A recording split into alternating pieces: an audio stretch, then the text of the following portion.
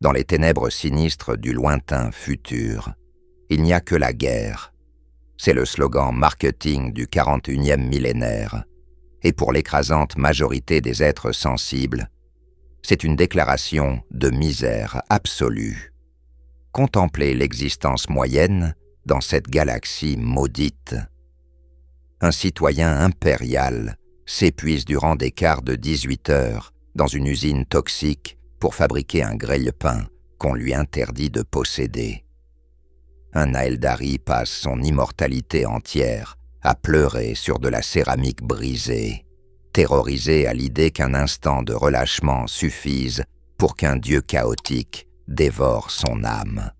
Les Nécrons sont constamment irritables parce qu'ils se sont réveillés d'une sieste de 60 millions d'années pour découvrir qu'ils souffrent toujours d'arthrite.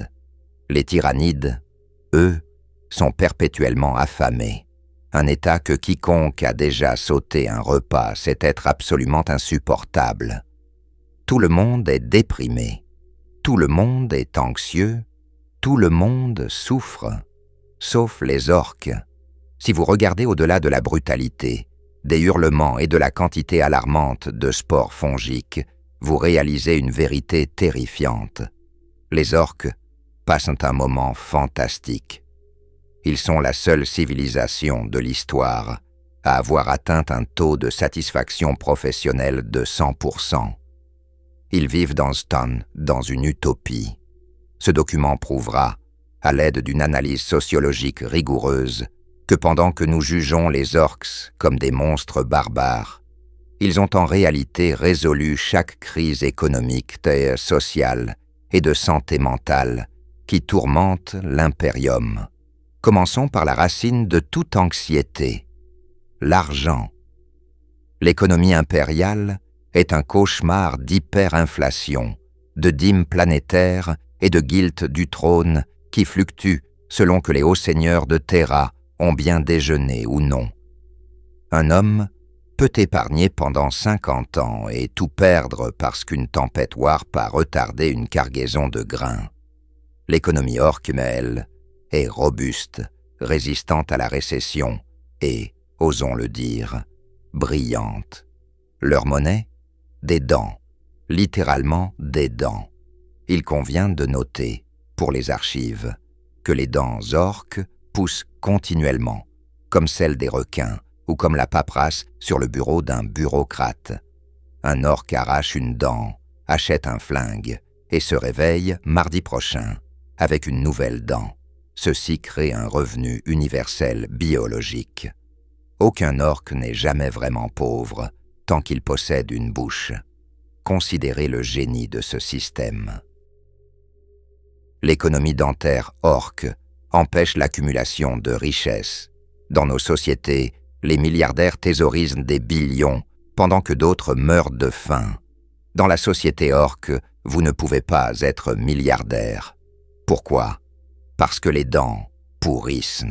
Si un chef de guerre orque tente de planquer des millions de dents dans un coffre-fort pour manipuler le marché, il se réveillera 6 mois plus tard avec un tas de poussière de calcium et une leçon très précieuse sur la dépréciation. Cela force la circulation monétaire. Les orques doivent dépenser leur argent immédiatement, généralement en flingues bruyants ou en camions rapides, ce qui stimule le secteur manufacturier et maintient le PIB, produit intérieur, extrêmement élevé. Il existe une fable célèbre, enregistrée par les magies de l'Ordo Xenos, à propos d'un orque Bad Moon nommé Krogdor le banquier. Contrairement à ses pairs, Krogdor tenta d'introduire la banque complexe dans son WAG. Il établit la banque de Gork, offrant des prêts à faible intérêt sur les hachoirs et promettant de garder les dents de tout le monde en sécurité dans une boîte métallique. L'expérience dura exactement 40 minutes. Elle se termina lorsqu'un client réalisa qu'au lieu de remplir un formulaire de retrait, il pouvait simplement frapper le directeur de banque au visage. Cette transaction fut instantanée, sans frais et considérée comme juridiquement contraignante par tous les présents. Croque-Dor ne fut pas pleuré, mais ses dents furent redistribuées à la communauté en un temps record. Ce fut le plan de relance le plus efficace de l'histoire galactique. Au-delà de l'économie, les orques ont résolu la crise du sens. Dans l'Imperium, vous rêvez peut-être d'être peintre, mais le Departamento Munitorum vous assigne comme bouclier humain, numéro 44209. Cela crée une angoisse existentielle profonde. Dans la société orque, vous êtes ce que vous faites. Si vous aimez conduire vite, vous êtes un speed freak. Si vous aimez mettre le feu aux choses, vous êtes un Burna Boy. Si vous aimez voler tout ce qui n'est pas cloué, vous êtes un Death Skull. Si vous aimez hurler et être plus grand que tout le monde, vous êtes le management. Il n'y a pas de népotisme. Un chef de guerre orque ne peut pas donner à son fils idiot un poste élevé dans l'armée. Si le fils est plus petit et plus faible que les autres orques, il sera immédiatement rétrogradé au rang de déjeuner. Je dois préciser que ce n'est pas une métaphore. La mobilité sociale dans la société orque est entièrement verticale. Vous montez en devenant plus grand et vous descendez en vous faisant écraser. C'est brutal, certes, mais vous n'avez jamais à vous soucier de la politique de bureau ou de savoir si votre chef apprécie votre présentation PowerPoint. Vous devez seulement vous demander si votre chef est actuellement en train de balancer une griffe énergétique vers votre tête. Et franchement, ce genre de clarté est rafraîchissant. Pensez aux bénéfices psychologiques. Un orque ne souffre jamais du syndrome de l'imposteur.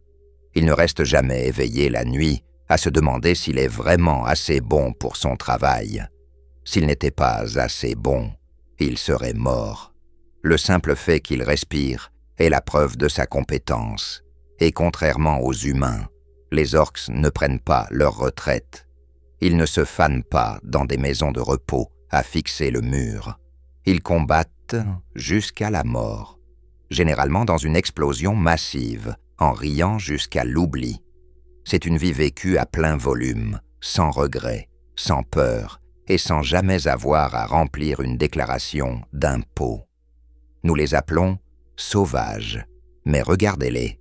Regardez une bande de boys charger un titan, hurlant « War !» avec une joie pure et absolue. Quelqu'un parmi nous peut-il prétendre aimer quoi que ce soit autant qu'un orque aime la violence? Je ne le crois pas. Les historiens débattent souvent de la fonction biologique du chant « War ». Certains l'appellent un chant psychique, d'autres l'appellent de la magie. Mais la théorie dominante parmi les adeptes les plus cyniques est que le Wa-Hagj est simplement la manifestation collective de l'effet placebo, armé à l'échelle galactique. Si 1 million d'orques croient qu'un camion rouge va plus vite, l'univers abandonne simplement toute contestation physique et laisse le camion aller plus vite. Ils sont la seule espèce capable d'intimider la réalité pour la soumettre par pure confiance en soi. Passons maintenant à un sujet qui empêche les gouverneurs de l'Imperium de dormir la nuit. La santé publique. Dans les ruches de l'humanité, obtenir un traitement médical est une quête de difficulté mythique. Si vous vous cassez la jambe dans une manufacture, vous devez remplir le formulaire 44B, demande de cessation de saignement. Attendre dans une queue pendant 6 mois derrière un homme qui tousse la peste de Nurgle sur votre visage et prier pour que le médecin n'ait pas remplacé ses analgésiques par de la fécule de cadavres recyclés pour économiser le budget. Les orques ont résolu ce problème. Leur système de santé est universel, gratuit et incroyablement rapide. Il est administré par le Pain Boy, un professionnel médical dont les qualifications consistent généralement à posséder une très grosse agrafeuse et un tablier qui fut jadis blanc. Idéalement, un docteur opère avec un scalpel et de l'anesthésie. Un painboy opère avec une scie rouillée et un maillet lourd. Le maillet sert d'anesthésie. C'est considéré comme une méthode de sédation robuste et efficace, car elle a un taux de réussite de 100% pour empêcher le patient de se plaindre. Mais considérez les résultats. Un orque peut se faire arracher le bras par un obus bolter. Dans l'Imperium, c'est une blessure qui met fin à une carrière. Pour un orque, c'est une opportunité d'amélioration. Il rend visite au painboy qui fouille dans un seau de pièces toilettes détachées, trouve une griffe mécanique, une tronçonneuse, ou peut-être simplement un autre bras provenant d'un orque plus grand qui ne l'utilise plus, et l'agrafe en place. L'orque quitte la clinique 10 minutes plus tard, fléchit son nouveau bras tronçonneuse et réalise qu'il est maintenant 20% plus mortel. Il est heureux. Le painboy est heureux parce qu'il a pu utiliser son agrafeuse. La société bénéficie d'une létalité accrue. C'est un cercle vertueux de recyclage biomécanique. Il existe un cas documenté d'un chef de guerre nommé Mashgrim qui fut décapité par un dreadnought Space Marine. C'est généralement fatal. Cependant, son painboy local, Doc Gratznik, ramassa simplement la tête, trouva un corps plus grand et plus fort qui avait également été décapité à proximité et les cousit ensemble en utilisant du fil de pêche et du jus de squig. Mashgrim se réveilla, réalisa qu'il mesurait maintenant 1 mètre de plus et pesait 20 kilos supplémentaires et donna immédiatement une promotion au doc. Il n'y eut aucun rejet de greffe. Il n'y eut aucun traumatisme psychologique concernant la dysmorphie corporelle. Mashgrim regarda simplement dans un miroir, fléchit ses biceps et dit « Celui-là est mieux ». Ce niveau d'acceptation de soi est quelque chose dont la psychologie moderne ne peut que rêver. La biologie orque est un miracle. Leur technologie est une insulte directe aux lois de l'univers. L'Adeptus Mechanicus passe 10 000 ans à prier un grille-pain pour qu'il brunisse correctement le pain.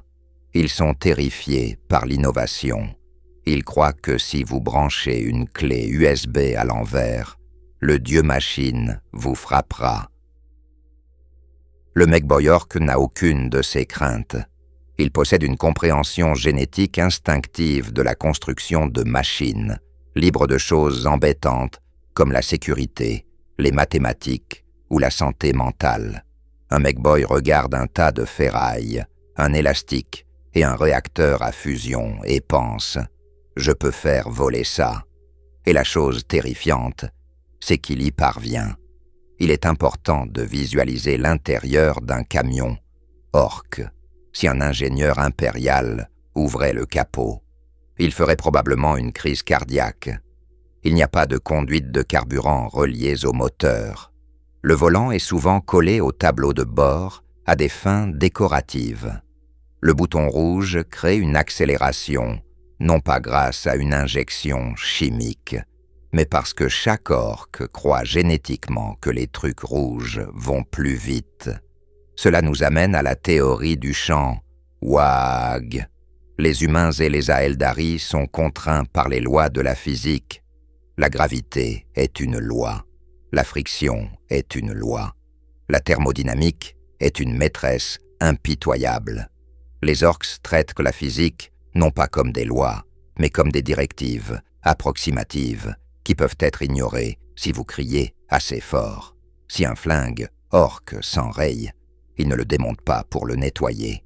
Il suppose simplement qu'il ne croit pas assez fort. Il hurle « Daka, Daka, Daka !» et le flingue, apparemment intimidé par sa conviction, recommence à tirer. Durant le siège de Vrax, un commandant de char Leman Russ rapporta avoir été poursuivi par un battle wagon orque pendant 30 minutes. Le battle wagon était rapide, bruyant et hérissé d'armes.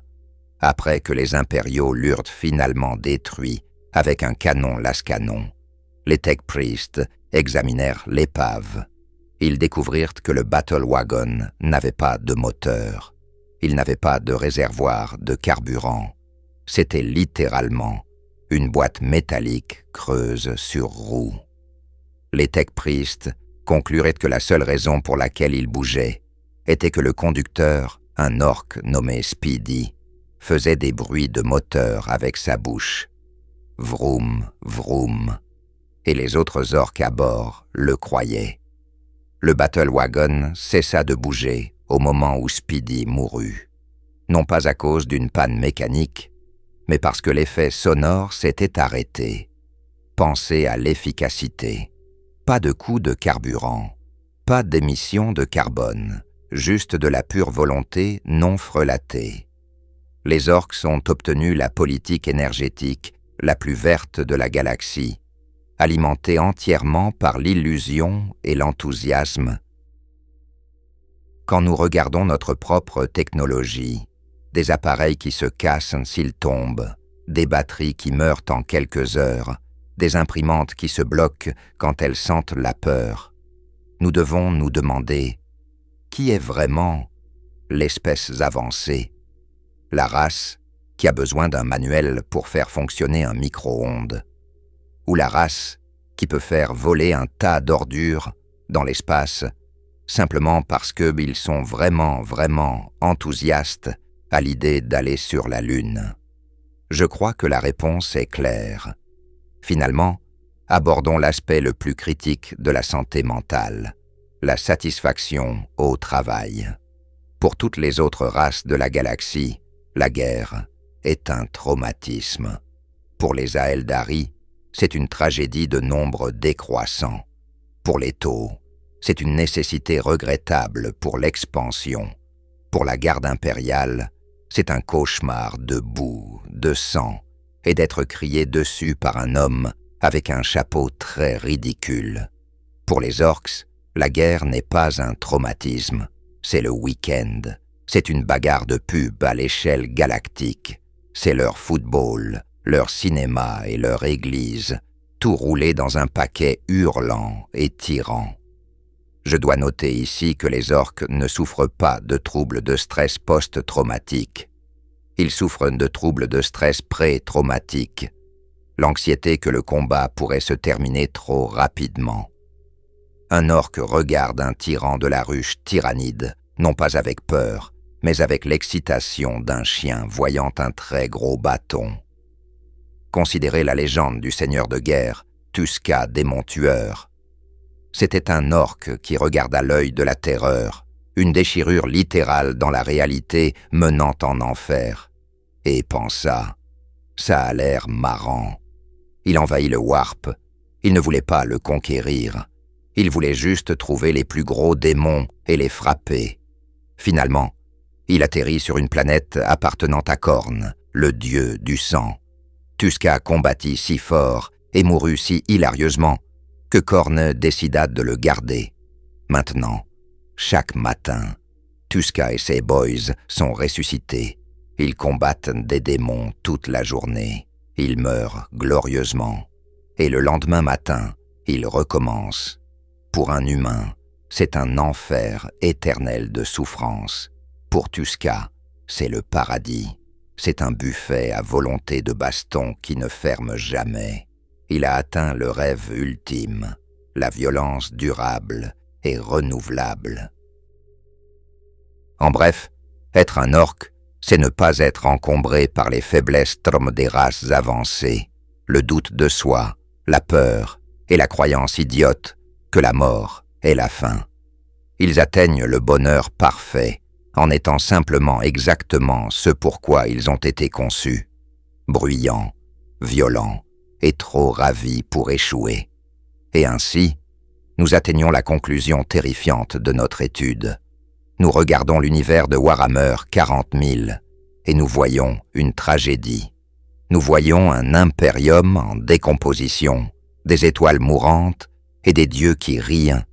Nous appelons cela Grimdark. Mais les orcs, eux, regardent exactement le même univers et voient une comédie. une farce burlesque d'explosions et de bruit. Nous les prenons en pitié pour être des bêtes sans cervelle. Mais peut-être sommes-nous les imbéciles. Pendant que l'humanité a passé 10 000 ans à créer une bureaucratie qui broie l'âme en poussière, les orques ont passé ce temps à perfectionner l'art de conduire vite et de hurler. La vérité inconfortable est celle-ci. La galaxie n'appartient pas à l'Imperium. Elle n'appartient pas au chaos. Elle a été faite pour les orques. Tous les autres vivent simplement dans leur parc d'attractions. Nous sommes les voisins grincheux qui se plaignent du bruit pendant qu'eux lancent la fête du millénaire. Alors la prochaine fois que vous verrez une marée verte descendre sur votre monde, ne pleurez pas pour eux. Pleurez pour vous-même, car ils sont les seuls dans cette galaxie maudite par les dieux qui passent véritablement une bonne journée. Fin de l'enregistrement. Classé sous Sociologie, réalisation déprimante. Référence croisée. Comment une espèce de champignon géant a accidentellement créé la société post-scarcité parfaite pendant que nous fabriquons des formulaires en triplicata pour demander la permission de respirer. Addendum de l'inquisiteur Karamazov. Cet analyste a été purgé pour hérésie optimiste. Ses dents ont été redistribuées.